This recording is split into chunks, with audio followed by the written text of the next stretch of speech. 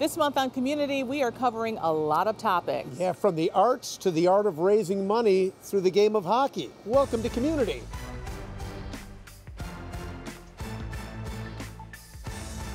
Hello everyone, I'm Claudine Ewing and we are at Riverworks. And I'm Pete Gallivan. The reason we're here is we're talking about the 11-day power play. And if you haven't heard about it, it's an 11-day hockey marathon. What's the point of that? Well, to break a world record and also to raise much needed dollars to fight cancer. We are now joined by one of the brainchild, well actually I know your husband, you are the brainchild of this idea, the 11-day power play, and we're in year 5 now. Tell me where this came from, this whole idea. Well, our family has been affected by cancer, just like so many families in our community. And in 2009, after I battled cancer, my mother-in-law unfortunately battled lung cancer. There weren't any treatments available for her. And we were really sick and tired of having to deal with cancer along with our friends. And we started the 11-day power play. And the goal of the 11-day power play is to do what? It is to support families in our community battling and to find a cure for cancer. Our primary beneficiary is Roswell Park. We want to find that cure, and there's amazing research going on right in our backyard. And we support Camp Good Days. We send kids to camp every year.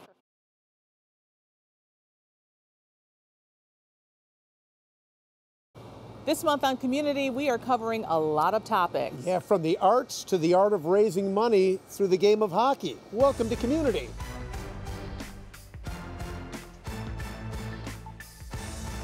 Hello everyone, I'm Claudine Ewing and we are at Riverworks. And I'm Pete Gallivan. The reason we're here is we're talking about the 11-day power play. And if you haven't heard about it, it's an 11-day hockey marathon. What's the point of that? Well, to break a world record and also to raise much needed dollars to fight cancer. We are now joined by one of the brainchild, well actually I know your husband, you are the brainchild of this idea, the 11-day power play. And we're in year 5 now. Tell me where this came from, this whole idea. Well, our family has been affected by cancer, just like so many families in our community. And in 2009, after I battled cancer, my mother-in-law unfortunately battled lung cancer. There weren't any treatments available for her. And we were really sick and tired of having to deal with cancer along with our friends. And we started the 11-day power play. And the goal of the 11-day power play is to do what? It is to support families in our community battling and to find a cure for cancer. Our primary beneficiary is Roswell Park. We want to find that cure, and there's amazing research going on right in our backyard. And we support Camp Good Days. We send kids to camp every year for free. And Make a Wish, we've had over 120 wishes granted to local families. And just recently we've added the Roswell Park and Children's Hospital Blood and Cancer Disorders program. We've got 40 guys playing on this ice, trying to break a world record, but most importantly, our goal is $2 million to fight cancer, raised through the goodness of the community. Tell me how big of a challenge that is, and how big of a challenge it is logistically. Well, we are in the middle of a pandemic, so the biggest challenge for us is fundraising those dollars. This is special for you, but this is special for me. This is special for Channel 2 as well, because our guy, Pete Gallivan, is going to be on the ice 11 days, Pete. The motivation is there. All you have to do is look. I lost both my parents to cancer, so I'm not going to have to look very far. And that's why we're dedicating so much time to talking about cancer, because everybody, you can't tell me one person watching has not been impacted. I lost my mom. I lost my cousin to breast cancer just last year. You battled, you're still here, and we are so glad that you're still here. The fact that this is so personal for you, and as you mentioned, it's also a hockey town. Is that why this works? Because how else would you get a world record game going in the middle of a pandemic? It is our community, the Buffalo community. I think we all know it's the city of good neighbors. From the very start, everyone here in the city has supported us, our sponsors, our players, our volunteers. We have over 350 volunteers every year that help us put on this event, and it's our community. And it's the inspiration given to us all by the work being done by the agencies we support, be it research at Roswell and Children's Hospital, support services like Camp Good Days, or as we see in this next piece, the wishes granted by Make-A-Wish. This is Carson. He's a ball of wonderful fire. To watch him run and climb, you'd never know the obstacle course that life laid out for him and his family. Before I put him down for that nap, he was a happy 5-month-old.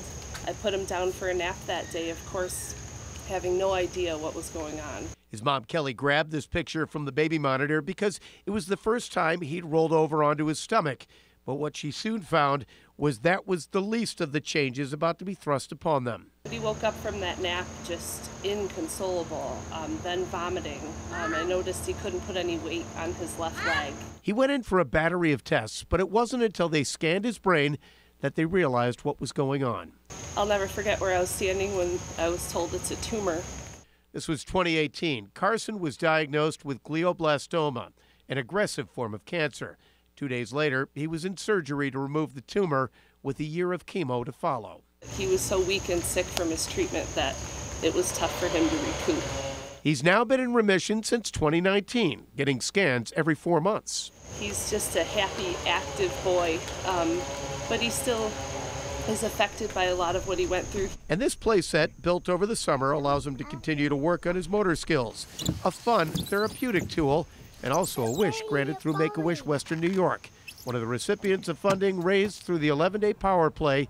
In fact, several players were on hand to make the unveiling extra special. We said, how can we unveil this and make it so special to 11-day? And we thought the tunnel of hockey sticks, what is better than that? So we thought, he has this amazing hill leading down to his playset. Let's have that tunnel of hockey sticks kind of lead him to that playset so he can just look and see that playset ahead of him and run to it and just be so happy, and it really worked out so well. The playground is such an incredible gift for us because he can continue to just play and still work on, those muscles that need to strengthen from where the tumor was pressing on his brain.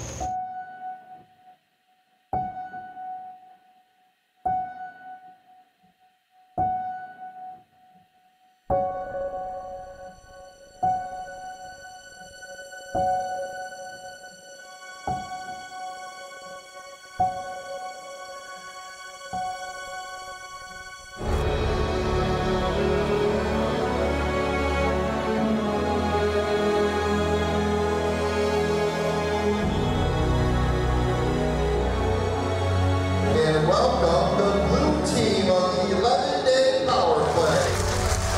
21, Bill Chef Lucas.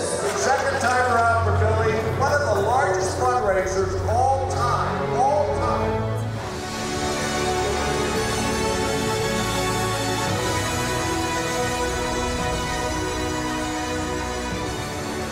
Now let's play some hockey.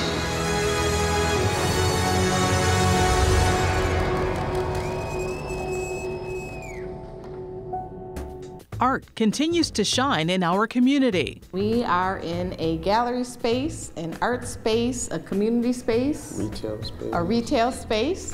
What else? Pop-up. And a pop-up. Stick around. That's next on Community.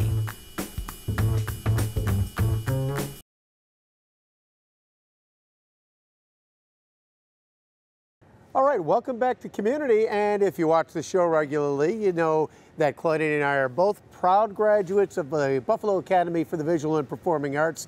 And that all ties in. The art scene is what we're talking about. And so we're going to introduce you to a couple of artists, including something called Eat Off Art. So we are Eat Off Art. We are a creative design agency, and we're full-time artists.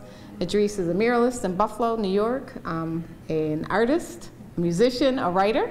And she's a jeweler and a chef and an artist and a creative and a project manager. So we wear a lot of hats. Yes. And now they have a pop-up. And it's a test. It's for 2 months, November and December.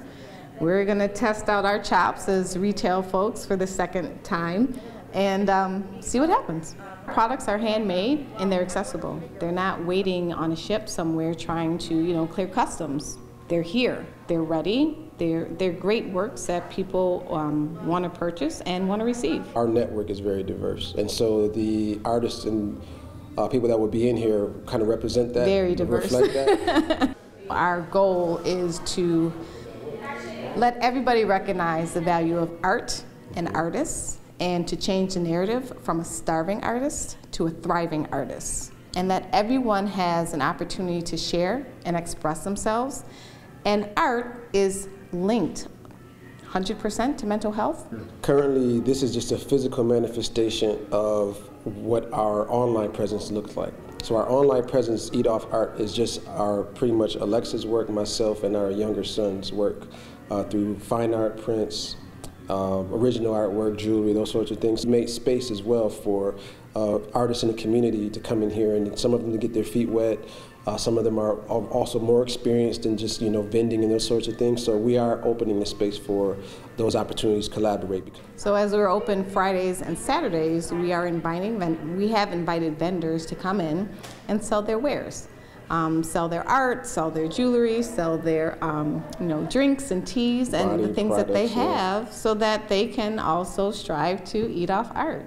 This is all full circle. This is all community. The only way that we grow is to give back and to assist and to lift up.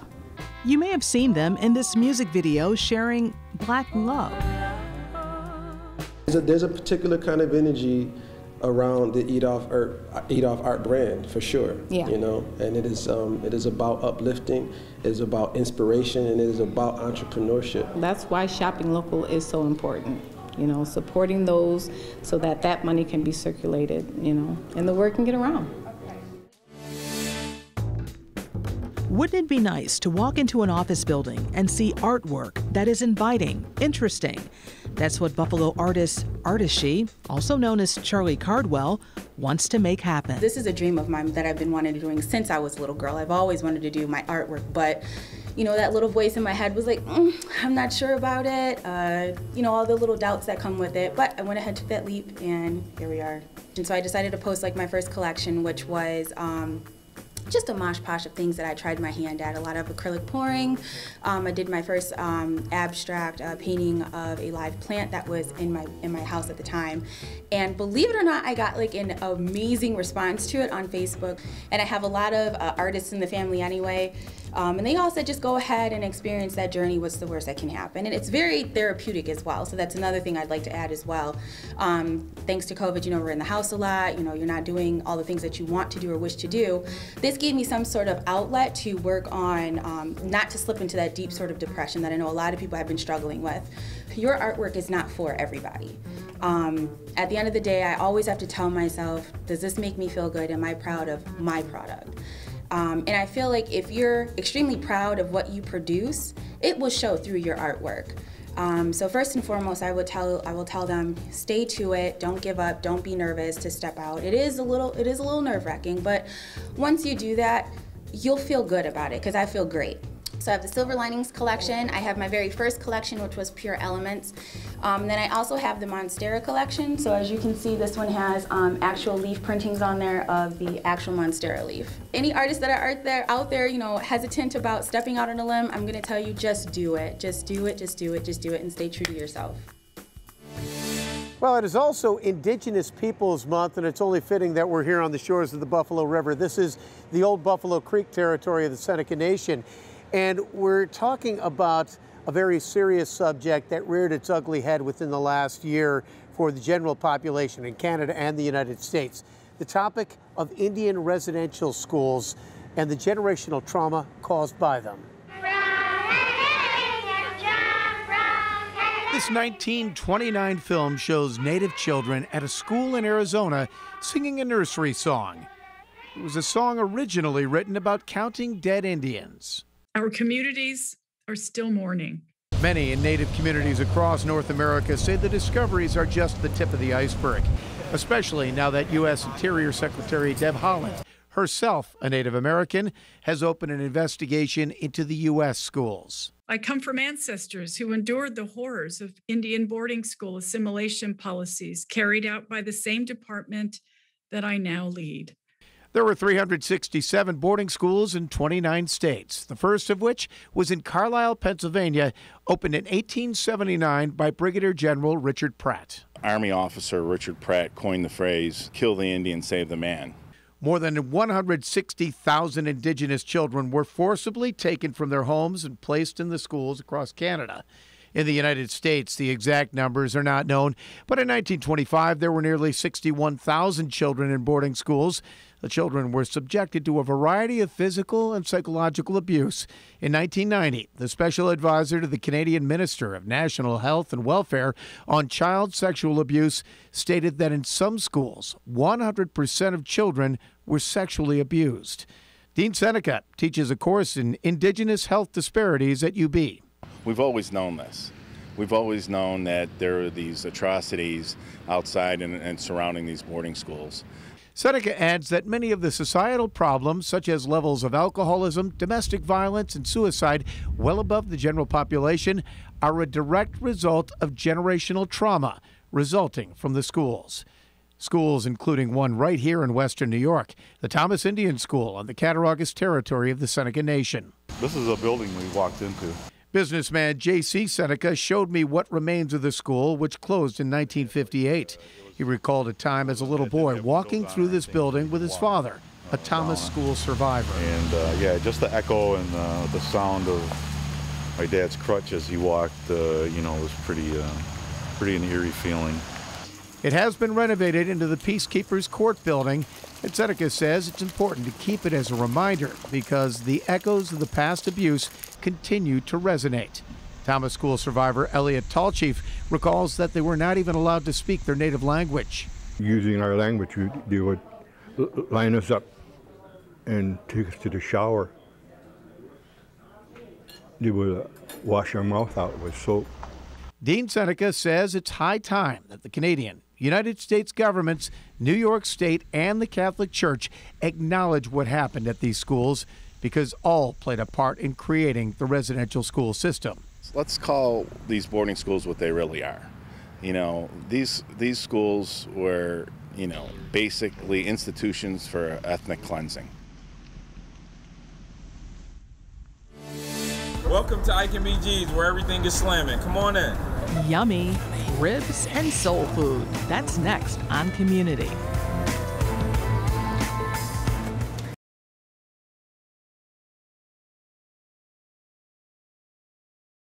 We introduced you to Buffalo's Poet Laureate on commUNITY a few months ago. People listen.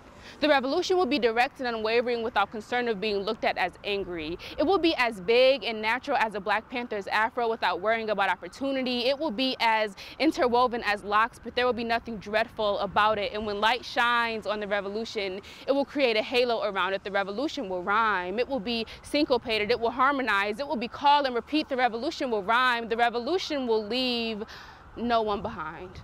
Jillian Hainsworth is back, and she has a partnership with KeyBank. She will place little libraries across Buffalo's east side.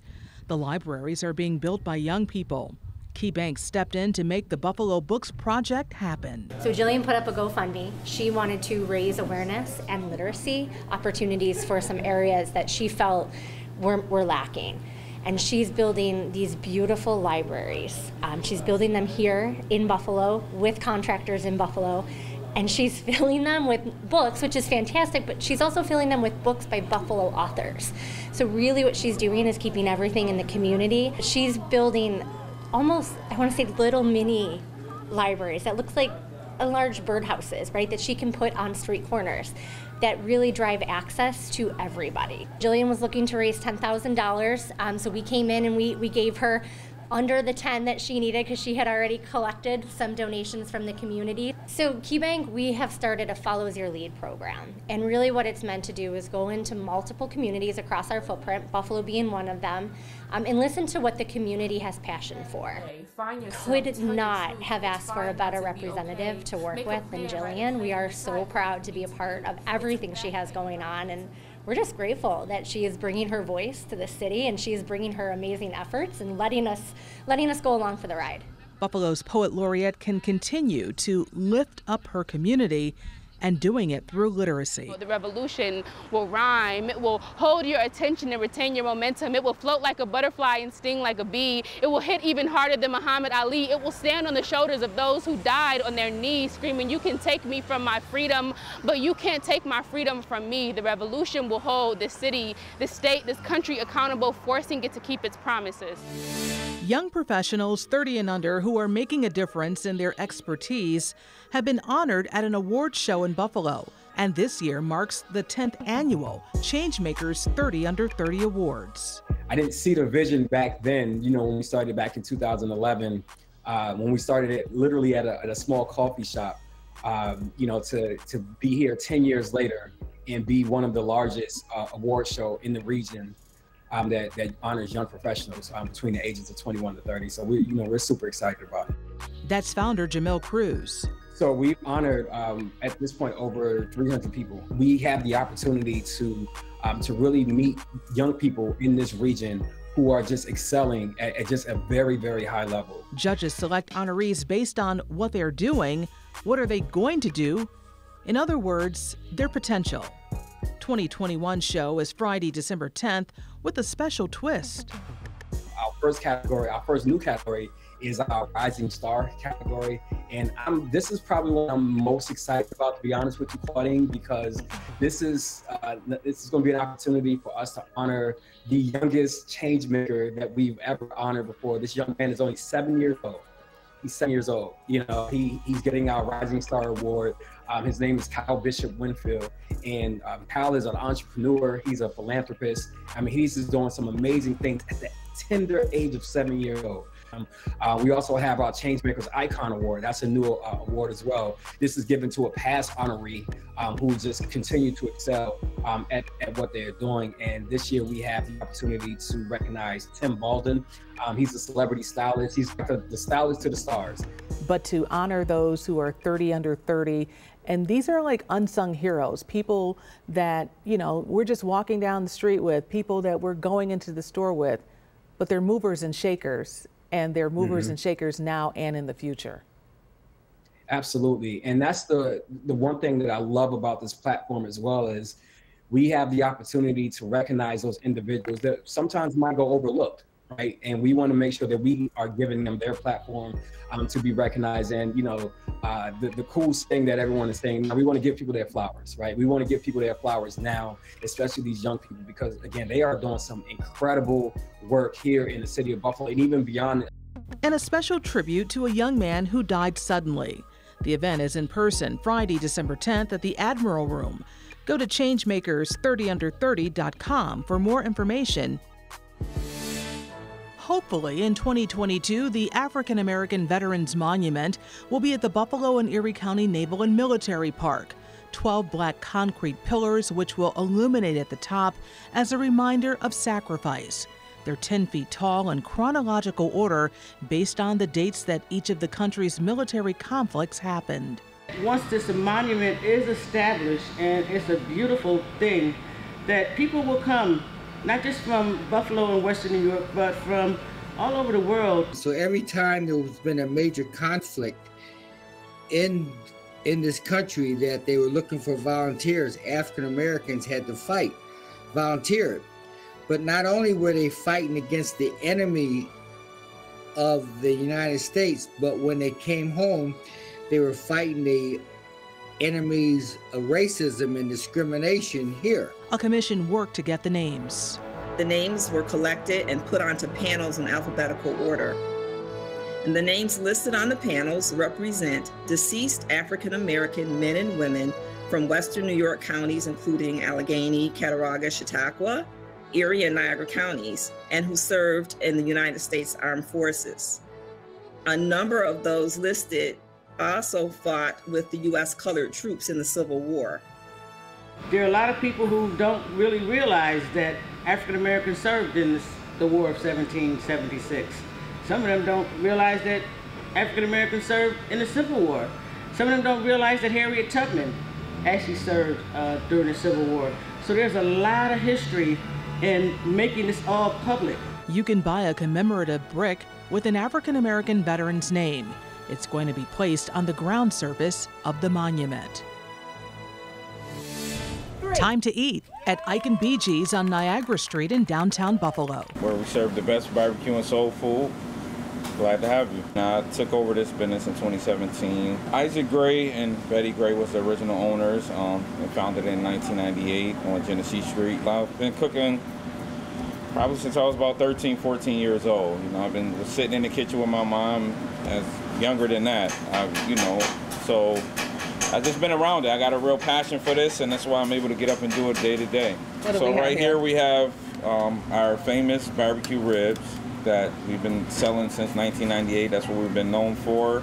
That's what people tear down the doors for. And we have a side of cabbage and a side of baked macaroni and cheese with this meal, which is also favorites of Ike and BG's. Whenever you say mac and cheese, I always say, how do I know your mac and cheese is better than my mac and cheese? Of course it is.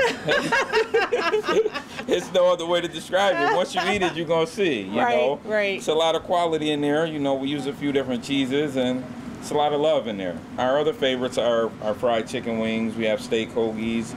You know, as being African American, this is what we grew up on. This is our comfort food. This is pretty much everybody's comfort food. You know, you eat this type of food, it's going to make you feel good.